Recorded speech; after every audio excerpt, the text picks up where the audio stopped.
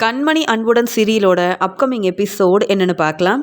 கண்மணி இங்கே ஜீவாவோட ரெஸ்டாரண்ட்டுக்கு போனதுக்கு அப்புறமா தான் அங்கே வேலை செய்கிறவங்கெல்லாம் சரியாக தன்னுடைய வேலையை செய்கிறதே இல்லை அப்படின்னு தெரிய வருது. அதனால் முதல்ல ஜீவா கிட்ட இந்த உண்மையை சொல்கிறதுக்கு பதிலாக நம்ம இவங்கக்கிட்ட பேசி புரிய வச்சு இவங்க எப்பயும் போல் ரொம்ப பொறுப்பாக அவங்க வேலையெல்லாம் செய்யணும். அப்போ தான் இங்கே ஜீவாவோட ரெஸ்டாரண்ட்டுக்கு நிறைய கஸ்டமர் வருவாங்க.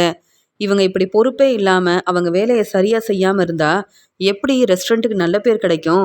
ஜீவா இதெல்லாம் கண்டுக்காம இத்தனை நாள் இவங்க எல்லாரும் அவங்க வேலையை சரியாக தான் செய்கிறாங்கன்னு ரொம்பவே நம்புறாரு.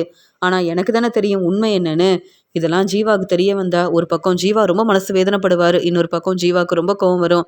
என் ஃப்ரெண்டு ஜீவா என்னை நம்பி இந்த பொறுப்பான வேலையை கொடுத்துருக்காரு. இவங்க எல்லாரும் இனி இவங்க வேலையை ரொம்ப பொறுப்பாக செய்யணும்னா நான் தான் இவங்கக்கிட்ட பேசி ஆகணும். அவங்க வேலையை சரியாக செய்யலைன்னா இனி இங்கே அவங்க வேலை பார்க்க முடியாதுன்னு அவங்கக்கிட்ட பேசி புரிய வைக்கணும் அப்படின்னு கண்மணி யோசிக்கிறாங்க.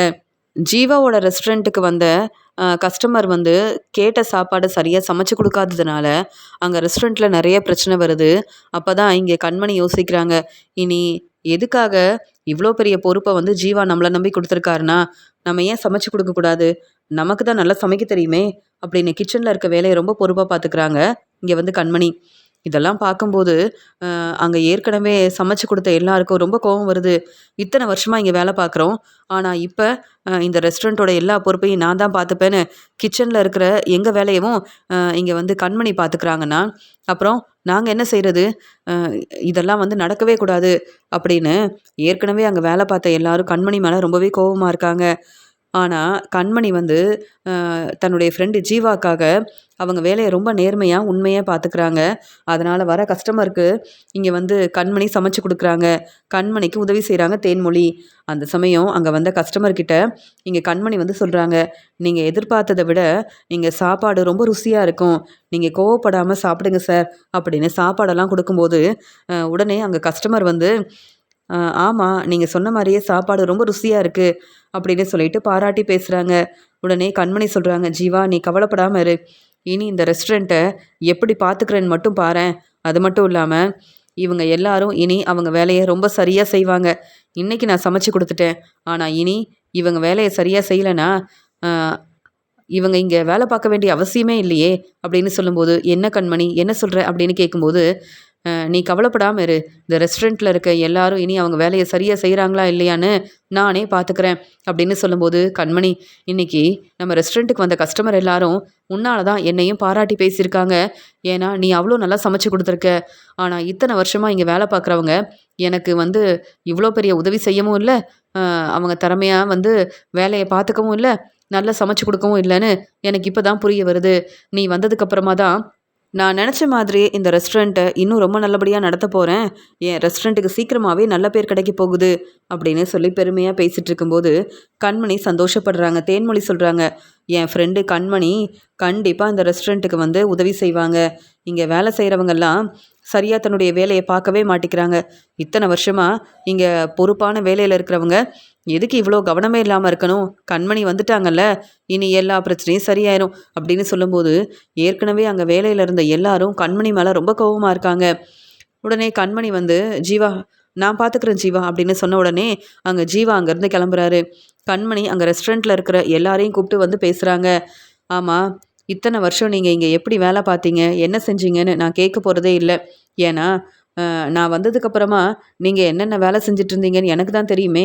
ஆனால் என் ஃப்ரெண்டு ஜீவா கிட்ட நான் எதையுமே சொல்லலை. உங்களுக்கே தெரியும்ல, நீங்கள் பொறுப்பே இல்லாமல் சரியாக வேலை செய்யாமல் இருக்கிறதுனால கஸ்டமர் எல்லாரும் எவ்வளோ கோவப்படுறாங்கன்னு பார்த்தீங்கல்ல.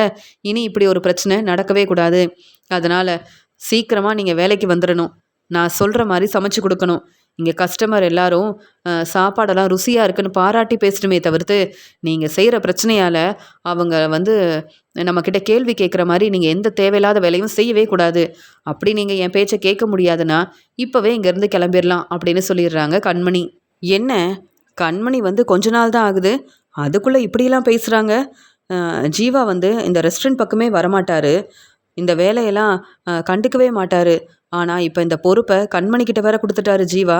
ஆனால் கண்மணி தன்னுடைய வேலையை சரியாக செய்யணும், பொறுப்பாக வேலையை பார்க்கணுன்னு இப்படிலாம் பேசுகிறாங்க அப்படின்னு ஜீவாவோட ரெஸ்டாரண்ட்டில் வேலை பார்க்குற எல்லாரும் இங்கே கண்மணி மேலே ரொம்ப கோபமாக இருக்காங்க.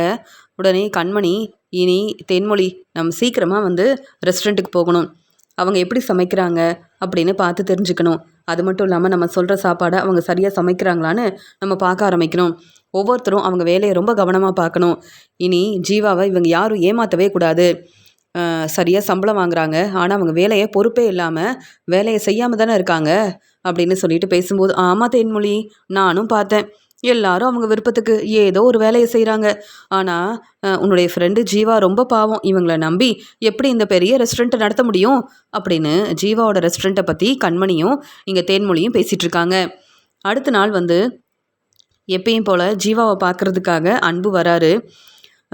எல்லா பெரிய பெரிய கம்பெனிக்கும் போனோம், பெரிய ரெஸ்டாரண்ட்டுக்கெலாம் போய் பேசி பார்த்தோம். நம்ம க்ளவுட் கிச்சனை பற்றி அவங்க புரிஞ்சிக்கவே மாட்டேங்கிறாங்க. நான் சொல்கிறதெல்லாம் ரொம்ப நல்லா இருக்குன்னு சொல்கிறாங்க. ஆனால் ராஜேஸ்வரி க்ளவுட் கிச்சனில் நடந்த பிரச்சனையை பற்றி தெரிஞ்சுக்கிட்டு உடனே சாப்பாடு ஆர்டரை தரவே முடியாதுன்னு சொல்கிறாங்க. இங்கே ஜீவா வந்து பெரிய ரெஸ்டாரண்ட்டுக்கு ஓனராக இருக்கார்.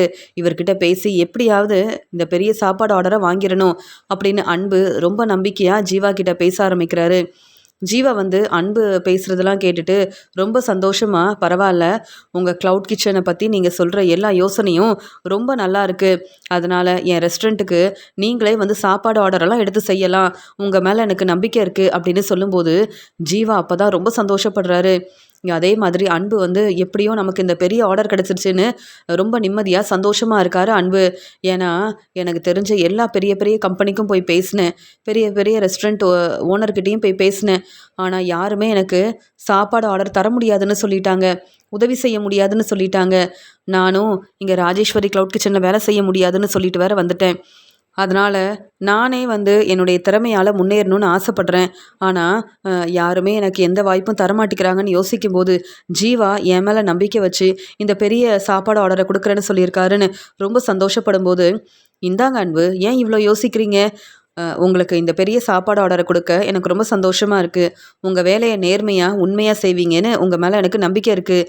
இந்த பணத்தை வாங்கிக்கோங்க அப்படின்னு சொல்லும்போது, சார் உண்மையாக தான் இந்த பெரிய ஆர்டர் எனக்கு தரீங்களான்னு சொல்லும்போது, ஏன் அன்பு இவ்வளோ யோசிக்கிறீங்க அப்படின்னு கேட்கும்போது, இல்லை சார், நிறைய முயற்சி செஞ்சேன், நிறைய பேர்கிட்ட பேசினேன், யாருமே எனக்கு உதவி செய்ய முன் வரவே இல்லை. ஆனால் நீங்கள் என்னை புரிஞ்சுக்கிட்டு இவ்வளோ பெரிய சாப்பாடு ஆர்டரை கொடுத்துருக்கீங்க சார் அப்படின்னு சொல்லும்போது, ஏற்கனவே ராஜேஸ்வரி க்ளவுட் கிச்சனில் நடந்த பிரச்சனையை பற்றி உங்களுக்கு தெரியும்ல அப்படின்னு சொல்லும்போது, நீங்கள் ராஜேஸ்வரி க்ளவுட் கிச்சனில் வேலை பார்க்கும்போது உங்கள் வேலையை சரியாக செய்யணும், நேர்மையாக செய்யணும் தான் நினச்சிருப்பீங்க. உங்களால் எப்படி பிரச்சனை வந்திருக்கும், அதனால் உங்களை நம்பி இந்த ஆர்டரை நான் கொடுக்க தயாராக இருக்கேன். ஏற்கனவே நடந்த பிரச்சனையை பற்றி நான் பேச போகிறதும் இல்லை, யோசிக்க போகிறதும் இல்லை, போதுமா அன்பு அப்படின்னு சொன்னதை கேட்டு அன்பு ரொம்ப சந்தோஷப்படுறாரு. ஆனால் கண்மணி தான் இந்த ரெஸ்டாரண்ட்டுக்கு ஓனராக இருக்காங்க, எல்லா பொறுப்பையும் கண்மணி தான் பார்த்துக்கிறாங்கன்னு தெரியாமல் ரொம்ப சந்தோஷமாக இங்கே ஜீவா கொடுத்த பணத்தையும் வாங்கிட்டு, சார் நாளையிலேருந்து என் வேலையை நான் சரியாக செய்கிறேன் சார் அப்படின்னு நம்பிக்கையாக பேசிட்டு அன்பு அங்கேருந்து கிளம்புறாரு. அன்பு வீட்டுக்கு வந்த உடனே ரொம்ப சந்தோஷமாக இருக்காரு. எனக்காக இவ்வளோ பெரிய வாய்ப்பு கிடைக்கும்னு எதிர்பார்க்கவே இல்லை. இங்கே ஜீவா வந்து என்னை புரிஞ்சுக்கிட்டு நடந்த பிரச்சனையை பற்றி யோசிக்காமல் பேசாமல் என் திறமைக்காக இந்த பெரிய ஆர்டரை கொடுத்துருக்காரு.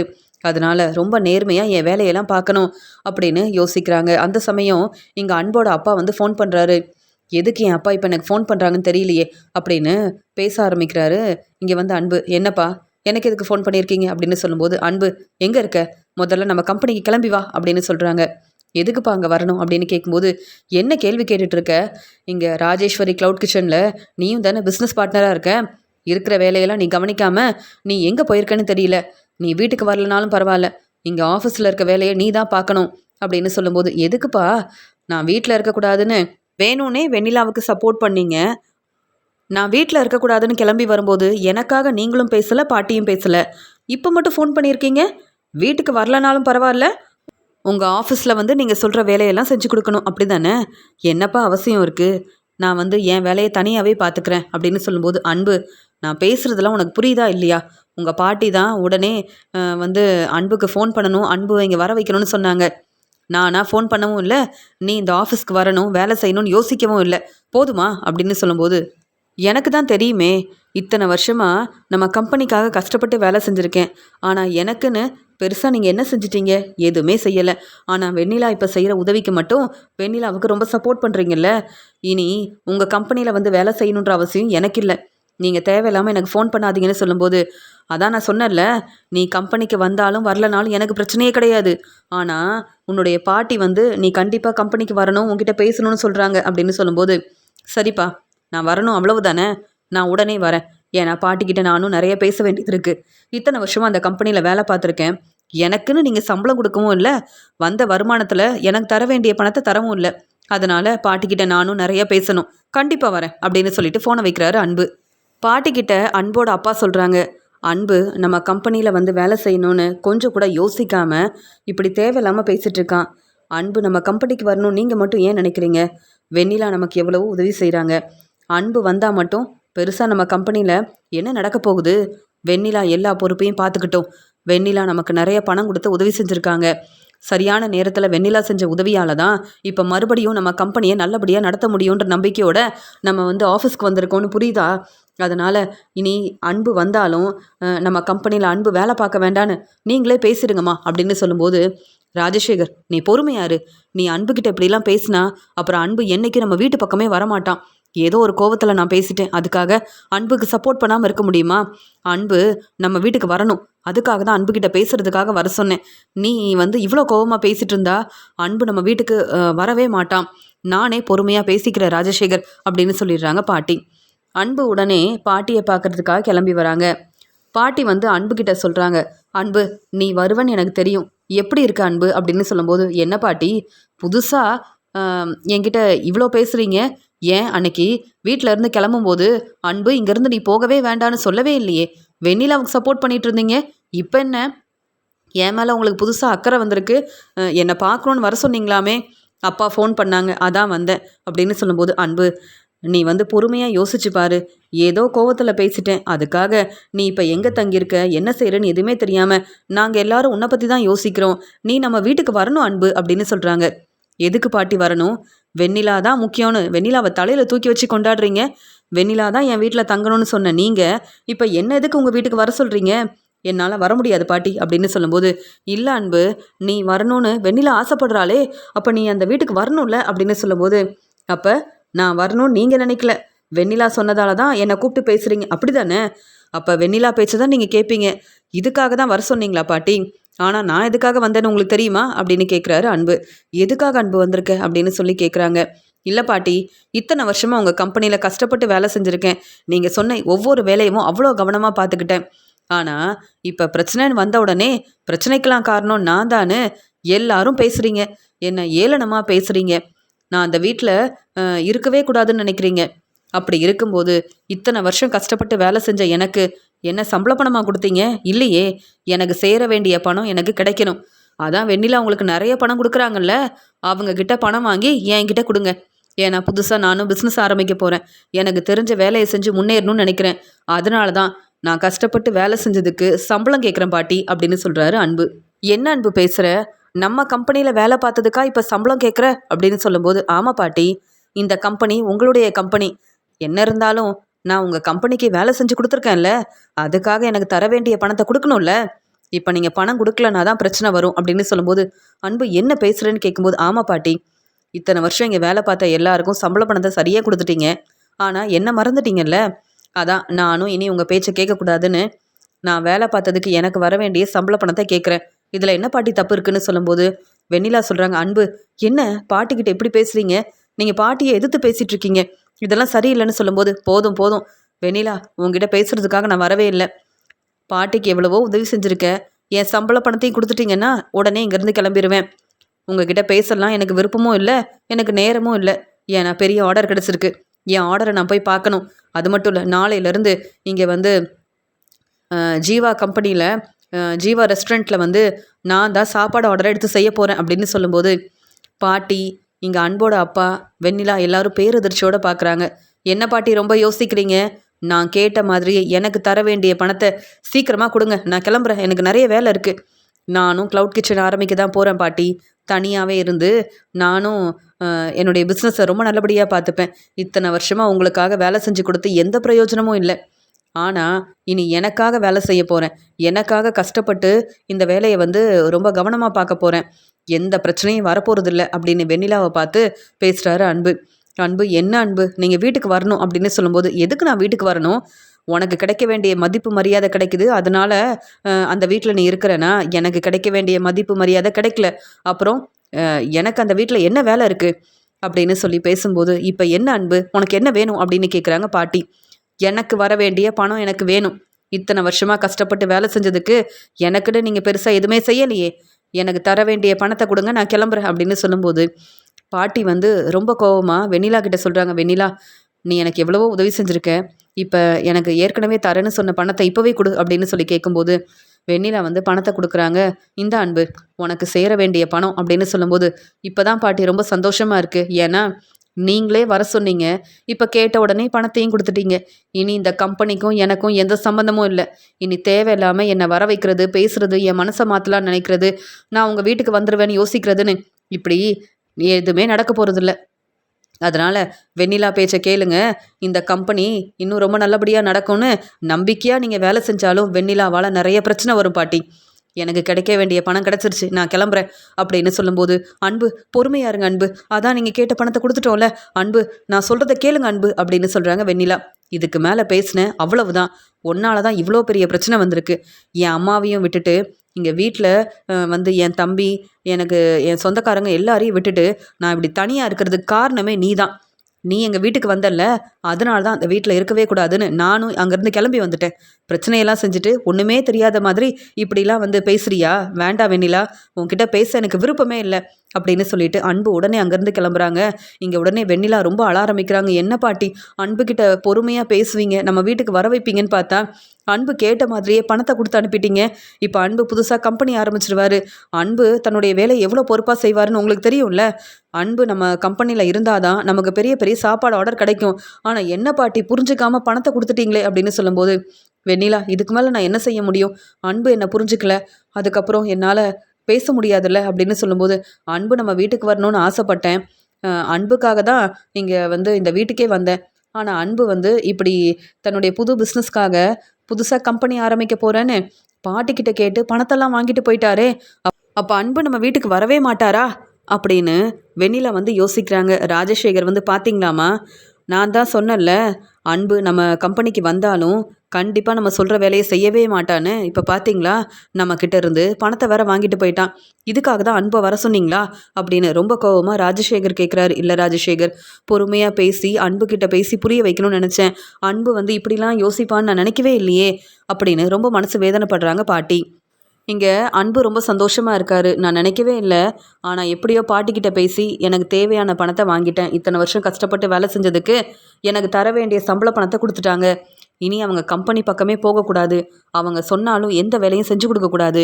வெண்ணிலா தான் முக்கியம்னு என் பாட்டி யோசிச்சாங்கல்ல, வெண்ணிலாவால் கண்டிப்பாக பிரச்சனை வரும்.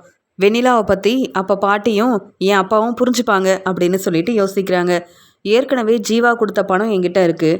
இப்போ பாட்டிக்கிட்ட இருந்து பணம் வாங்கிட்டு வந்திருக்கேன். சீக்கிரமாகவே புதுசாக நான் கம்பெனி ஆரம்பிக்க போகிறேன் அப்படின்னு ரொம்ப சந்தோஷமாக இங்கே தன்னுடைய வேலையெல்லாம் பார்க்குறாரு.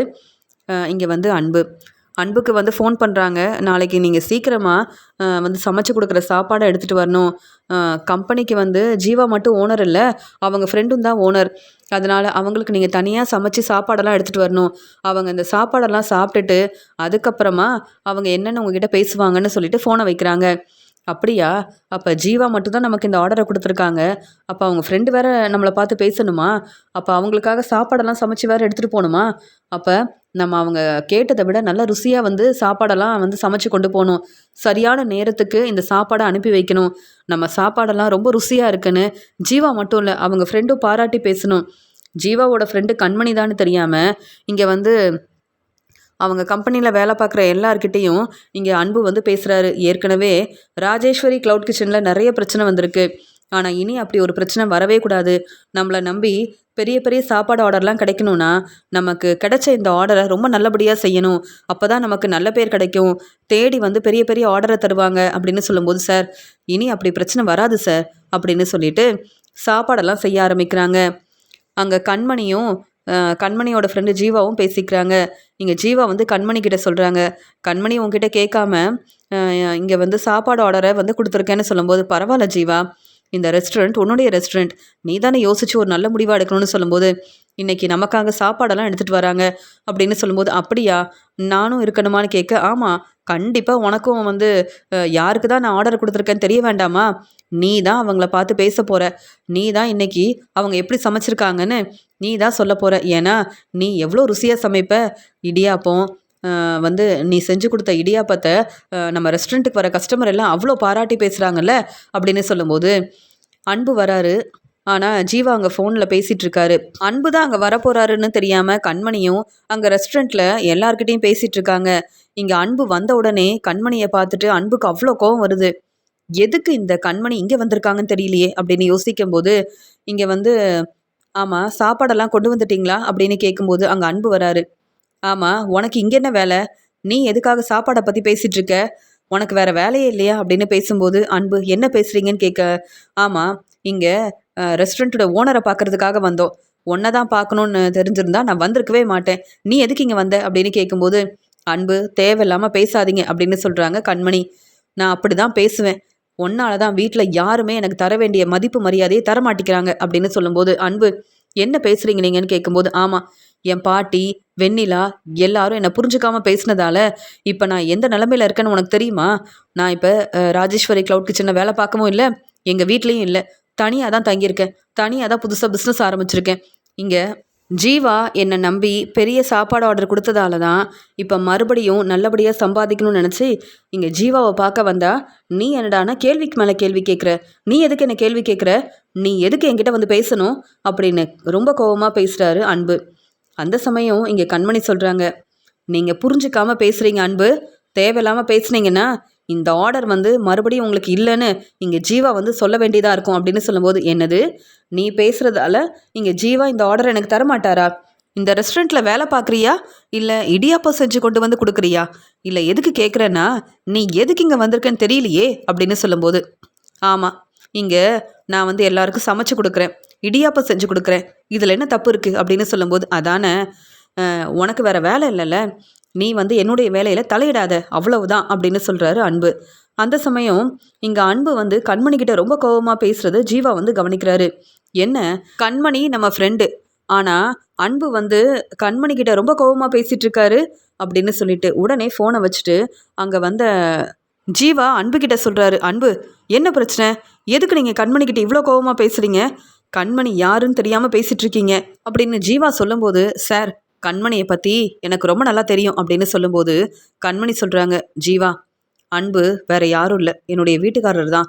என்னை புரிஞ்சிக்காம என்னை ஏளனமாக பேசி அவங்க வீட்டிலேருந்து அனுப்புனார்ல, அன்பு தான் என்னுடைய வீட்டுக்காரர் அப்படின்னு சொல்லும்போது, அப்படியா நீ இவ்வளோ கஷ்டப்படுற, தனியாக இருந்து இவ்வளோ வேலை செய்யணும்னு முயற்சி செய்கிற, நீ உன்னுடைய திறமையால் முன்னேறணும்னு நினைக்கிறேன்னா அதுக்கு காரணம் இந்த அன்பு தானா?